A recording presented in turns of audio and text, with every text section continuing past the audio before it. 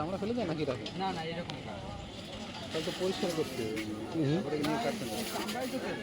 না না না, গোছাটাও পরিষ্কার করতে হবে। এই গোড়া নেই গোড়া নেই গোড়া নেই, ওই যে বাড়ি পরিষ্কার পরিষ্কার। 1.5 কিলো 20 গ্রাম কম আছে। কত দিতে হবে? আচ্ছা 280 টাকা। 280 টাকা। দেবো কত বলো, নিয়ে হাঁটিয়ে দেবে, ফালতু ওই উল্টা পাল্টা বলো না, এইসব ভালো লাগে না। কত দেবো সেটা বলো। না 70 টাকা দেন, আর কিছু করতে হবে না। না আর তুমি কিছু বলো না, যা দিচ্ছি দিচ্ছি আমি। কাটতে হবে?